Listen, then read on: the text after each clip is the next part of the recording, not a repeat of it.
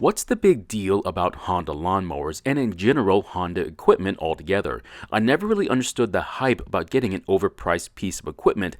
In this case, they're mowers. It has an engine, a mowing deck with 4 wheels, and a blade. So what's the difference between that mower and my Craftsman mower with the Briggs engine or my Toro with a Kawasaki? Turns out there are several differences, but the biggest one is money. In today's video, we're going to look at this Honda lawnmower, and the problem is that it starts, but it won't stay running. Now, I've already made a video about this mower, and if you want to see that video, there should be a link to it at the top of the screen or at the end of the video. And I'm just going to use the video as a background while I talk about the hype around buying Honda equipment. Now, if you're opposed to Honda stuff, you're not alone. I've received plenty of comments against them as a brand and even as a car company, although I'm not sure why that even came up in the comments, but sentiments about foreign or import machines are apparently not relegated to only lawn equipment. So what's the biggest gripe I've heard about these machines and specifically about the mowers? The biggest one is that they are way overpriced for what you're getting. Now this is of course not subjective, it's a matter of fact. But what if we look at the ratings submitted by consumers? Now that's just a matter of opinion, right? What I mean by that is you can buy a mower very close in ratings to the Honda and pay a lot less, so why pay more to have a half a star more in ratings? There's just one issue. That mower that had half a star less than the Honda had only a fraction of the number of votes when compared to those who bought Hondas. What I mean by that is that the cheaper mower had hundreds of votes that averaged out to be 4 stars, while the Honda had thousands of votes that averaged out to be 4.5 stars or better. Now, I'm no statistician, but it seems like the votes for the Hondas carried a lot more weight than the other brand, or did I get something wrong? But to be honest, who really cares about stats and ratings? They're all based on opinions, right? And may not have any impact on your opinions about the brands that you prefer. Now, I don't try to read into the ratings all that much, but when you're comparing hundreds of votes for one brand to thousands for a different brand, it's got to mean something, right? Generally speaking, it seems that those who bought Honda mowers seemed somewhat satisfied by their purchases when compared to a different brand. But of course, you're an individual and you aren't going to be swayed by the opinions of others, so you're going to buy what you want, when you want, and that's the end of the story. Or is it? What if I told you that if you had bought the Honda, there's a good chance that you might be impressed by it like I was? Let me explain what I mean by that. Right now, the cheapest Honda mower you can get readily is about $550 US without sales tax. For that price, you get a metal mowing deck with 3 cutting options, rear-wheel drive with variable speed, dual blades that mulches grass without clumping, and the best part is the engine, of course. This engine is very quiet and not to mention very smooth, which helps it to last a very long time. Now, I would recommend changing the oil each year, but I'd say to do that no matter which brand you bought. One thing that amazes me is that most newer Honda engines come with a fuel shutoff valve to make storing them safely a breeze. But why don't you see fuel valves on more mowers? Simple, they don't care to add one, or in a different term, money.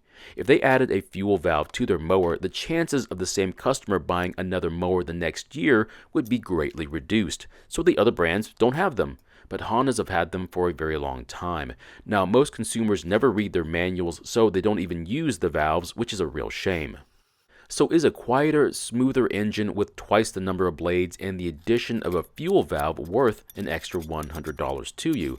Only you can answer that, but I will say this. You can add an aftermarket fuel valve to the other brand of mower for around $10 if bought as a single. And if you also bought a blade that's meant for mulching, that would be an additional $40. So essentially, you're only $50 away from the price of a Honda, but you'd have to make the additions yourself.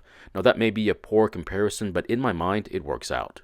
So price-wise, yes, it's a lot more expensive than a basic lawnmower and a bit more expensive than one with the same capabilities, but I think you get what you pay for. But is there something else that bugs people about these mowers?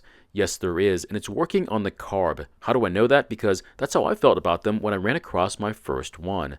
The carb is mounted by studs, which for some people might be difficult to deal with, or you have to line up long bolts through all the parts. The other reason is that the carb's fuel jet sits deep inside the pickup tube, and if you damage it trying to get it out, you're going to get in big trouble. If that happens, I try to clear the jet while it's still installed and hope that the emulsion tube doesn't need to be cleaned either. And if that doesn't work out, just replace the carb with an aftermarket one. Now, if you compare this issue to the competitors, their fuel jet is typically much easier to get to, and you never really have to deal with this sort of possibility. So if you want to avoid it altogether, don't buy the Honda. However, don't think you're going to get away from carb issues by not buying a Honda mower. So I was just reading through the comments and I got a fantastic one from a very consistent viewer.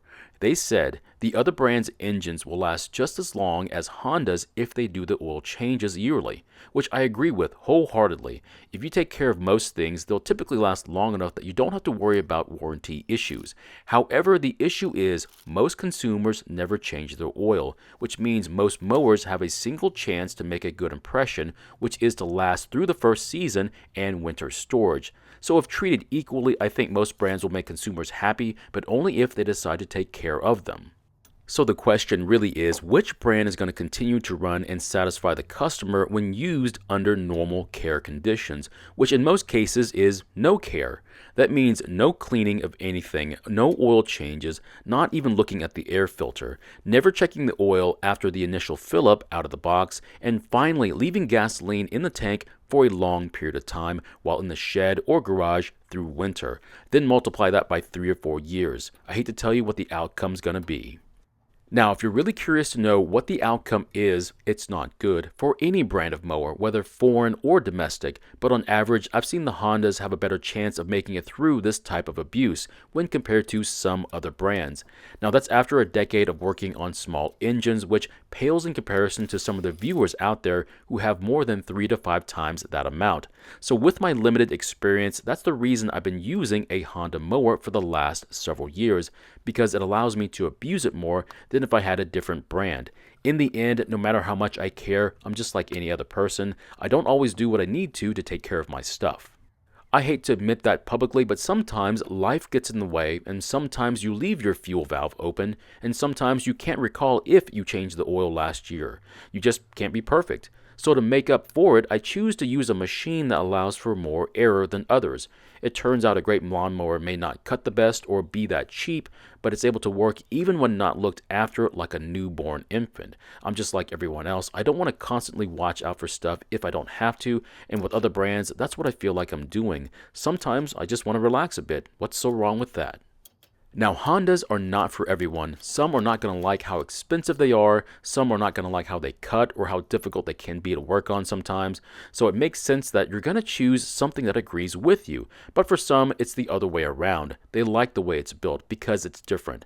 They like that it's expensive because generally the aftermarket knows consumers tend to want expensive investments to last longer than a cheaper one.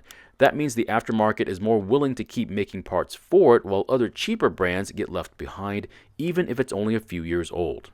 So yet again, everything boils down to money. If the mower costs a lot, it means that it's worth saving, and if it's worth saving, parts will be available for it. So what happens to the cheaper items? And I don't mean the overseas junk, I'm talking about mowers that are half the price of the Honda. Unfortunately, being cheap means being easily replaced and not being fixed. And yes, you are going to find large ticket items still being produced for that cheap mower, but finding less common items for that cheap mower will be almost impossible. So is it really better to invest in a cheap mower? Well, I'm going to leave that up to you. Look, it doesn't bother me if you don't like Honda mowers, and I completely understand why you might feel that way. The biggest reason why I'm not going to go out and get one is because I have an old one that works extremely well just the way it is. Yes, I do think they are too expensive, but I also believe they are worth every penny. However, they aren't going to get a penny from me even when it comes to parts.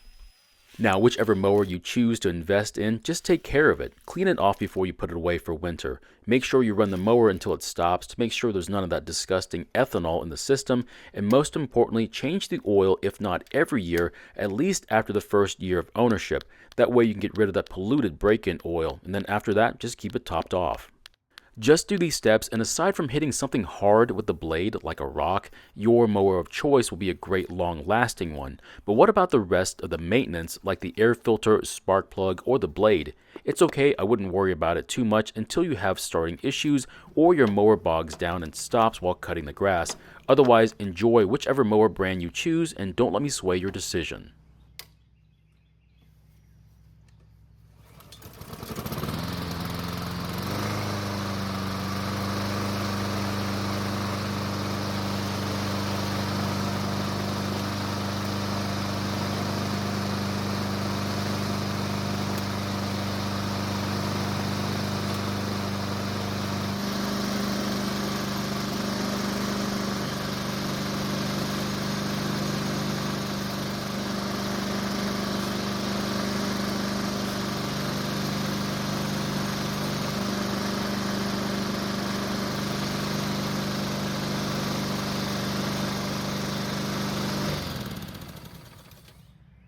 Now, I am very happy with my Honda lawnmower, and whenever possible, I do recommend it to someone who's looking for a new mower to try out. Of course, unless they're made out of money, I wouldn't ask them to pay the high price for a new one, but a good used one shouldn't let them down, and if it does, I guess I can try and fix it for them. So my question is, if someone were to give you a brand new Honda mower to try out for one season, along with all the gasoline that you would need for that mower, and with no strings attached, would you try it out? I hope you would, because I know I would. Even though I don't need any more convincing, I would still like to try a new one out for a season just to feel what it's like to use one that's not as beat up as the one I have. Thank you for watching. I really do appreciate your time here. Please feel free to ask me any questions about this project or about your own projects, and I hope to see you in the next video.